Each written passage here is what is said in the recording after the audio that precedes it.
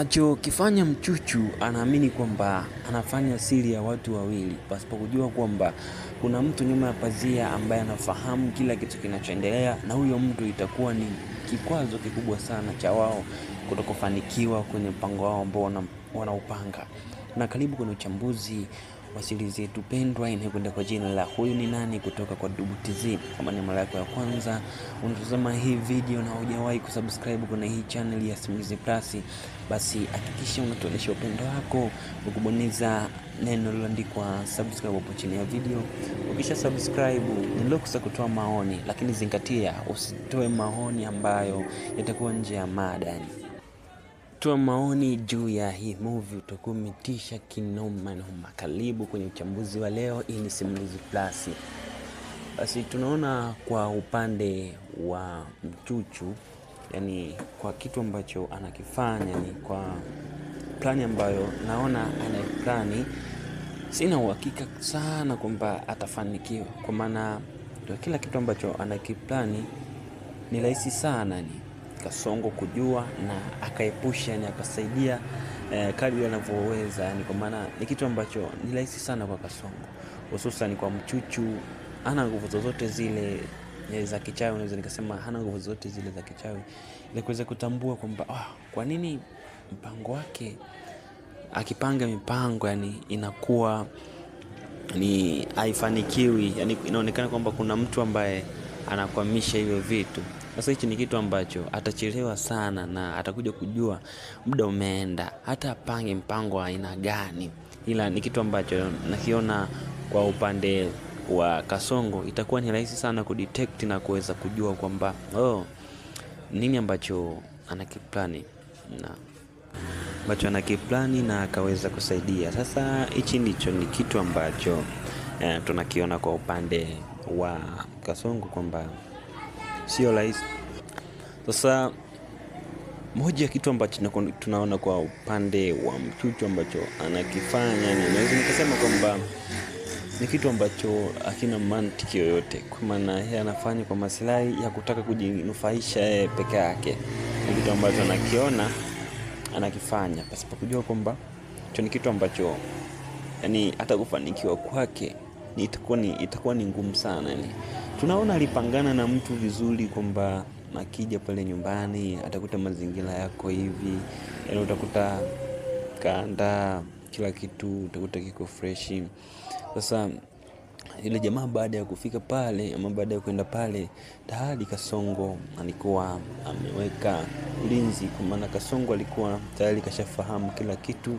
Kwa hiyo yeye alikuwepo kwa ajili ya kuepusha, yani asingeruhusu yule jamaa haweze kufanya jambo lolote baya, yeye akiwa anashuhudia. Ila alikuwa anaangalia sana, anasema mbona unafanya vitu vya kitoto sana, ni kwa maana Kasongo baada ya kumwona yule jamaa ananyatia sasa kuingia ndani, akipikiwa kwenye ile geti, alionekana kutabasamu, yani kama ni watu ambao hususan naweza nikasema kwamba aliona kama wanapoteza muda wao tu, yani kwa vitu ambavyo wanavifanya, yani kwa maana aliona kabisa kwamba wanafanya utoto, yani ni kitu ambacho bado sana, yani inabidi wajipange kisawasawa ili kuweza kufanikiwa. Anaona kabisa ni kitu ambacho kilikuwa kinaonyesha dhahiri kabisa kwamba bado sana, inabidi wa take time wapate skills za kutosha ndo waje wafanye kitu kama hicho. Sasa naona kwa upande mwingine naweza nikasema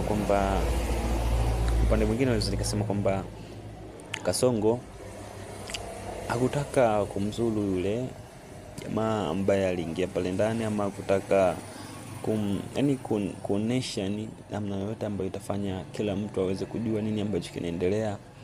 Ila naona alifanya tu kwa lengo la kutaka kumtisha ili asifanye kila ambacho anakifanya, kwa kuhofia kwamba kuna mauzauza. Yani alifanya mauzauza tu ili jamaa aogope. Si unaelewa tena, sometimes mazingira ya usiku nyakati za usiku kama hizo.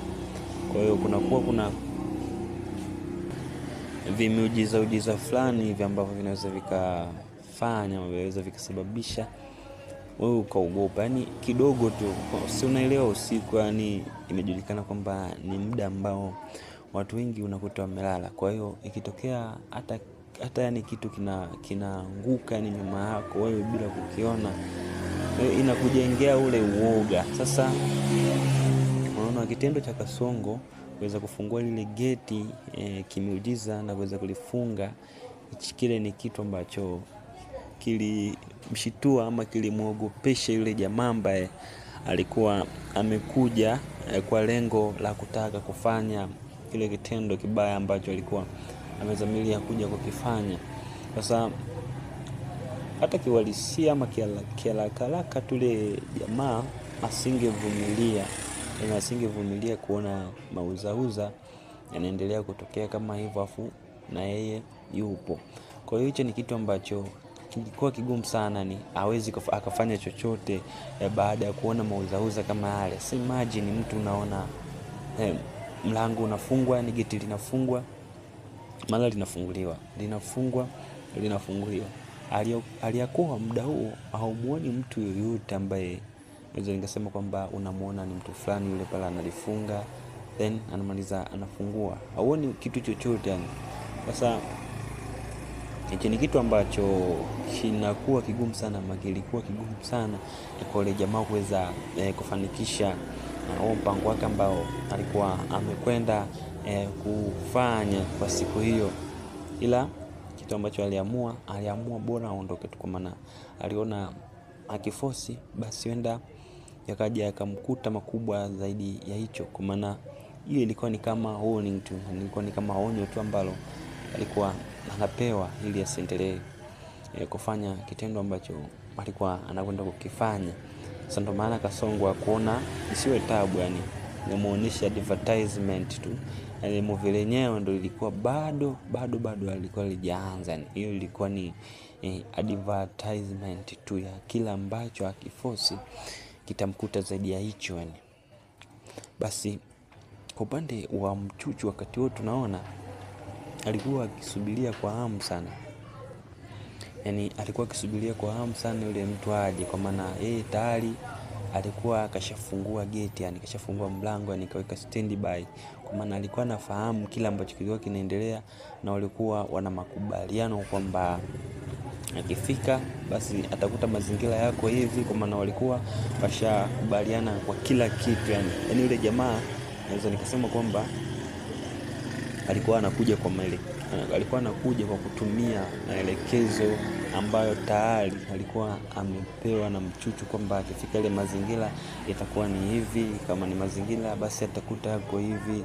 Kwa hiyo yeye haje tu kufinish, ni kumaliza kazi. Sasa ni kitu ambacho of course tunaona mambo alikwenda ndivyo sivyo, kwa maana kuna mtu ambaye hata wao mjui, yani ndo maana halisi ya huyu ni nani yani.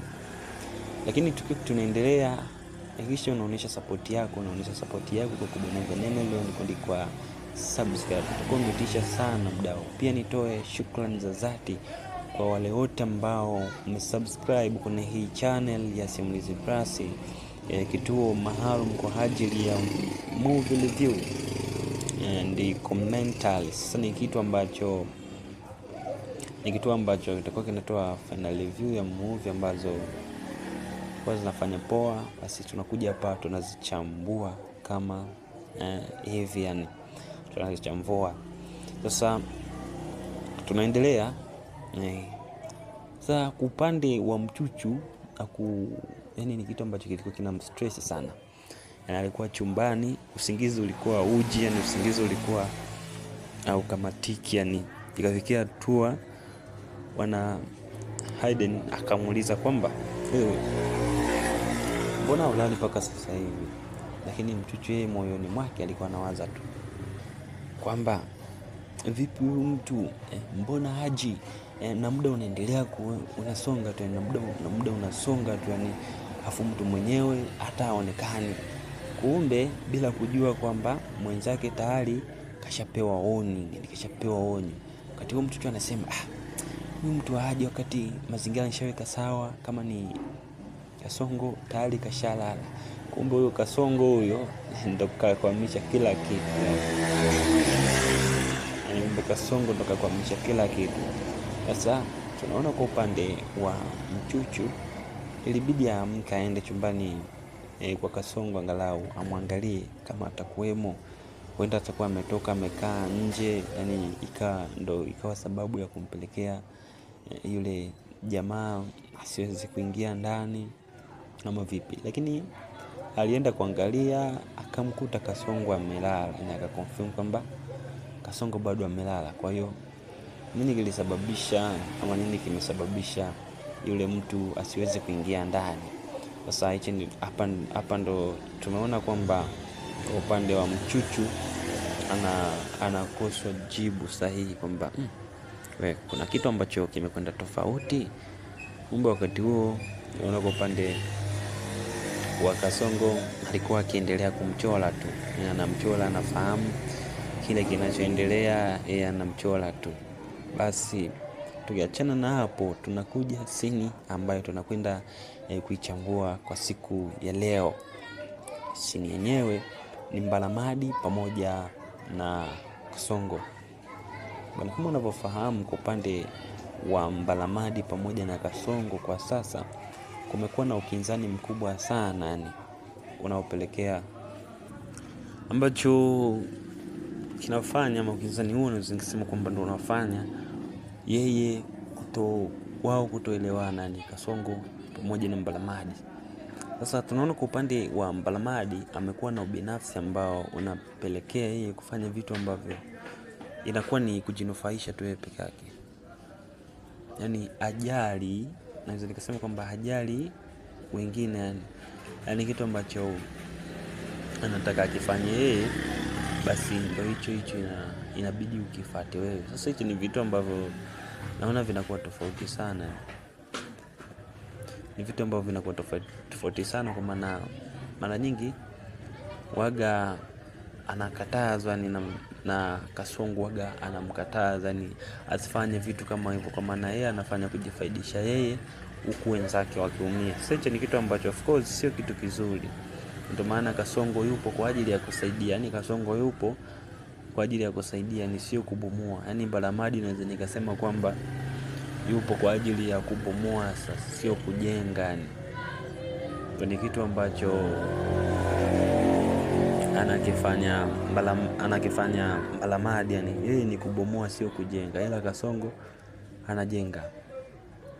Kwa hiyo tunaona kwa upande wa Mbalamadi, yani kuna kitu ambacho alikifanya, yani tuseme kwamba alitaka kumshambulia Kasongo baada ya Kasongo kumzuia kutokufanya ama kufanya kitendo ambacho alikuwa anaenda kukifanya ambacho kilikuwa ni kibaya. Basi yeye akaamua kutoa kile kibuyu chake ili aweze kumshambulia Kasongo. Lakini Kasongo ni mtu ambaye naweza nikasema kwamba yani anazo nguvu kubwa sana, ambazo zinapelekea naweza nikasema kwamba hakuna mtu yoyote ambaye anaweza akazifikia ama akamfikia kwenye zile nguvu ambazo yuko nazo, kwa maana ana more powerful, yani ana nguvu nyingi sana, yani ambazo zinampa umahiri wa yeye kuendelea kusurvive, yani kwenye vitu, kuweza kushinda vita mbalimbali yeye pamoja na adui zake, yani kati yake pamoja na adui zake.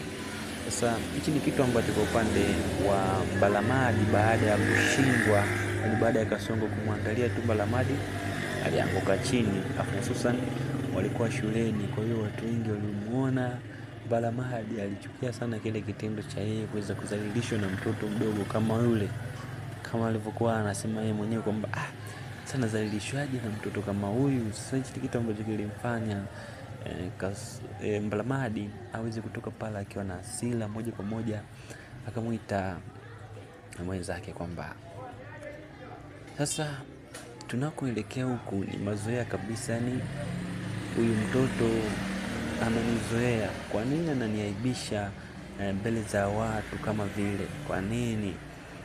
Sasa mimi nataka nimkomeshe.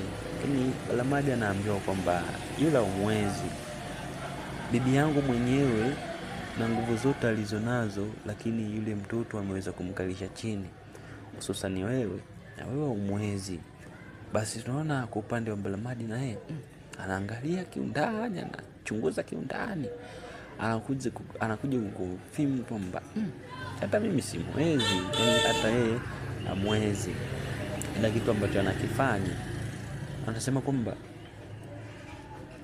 nitaendelea kukaa karibu. Anaamini kwamba akikaa karibu na Kasongo basi ataweza kufahamu na ataweza kujua uzoefu wake na itakuwa ni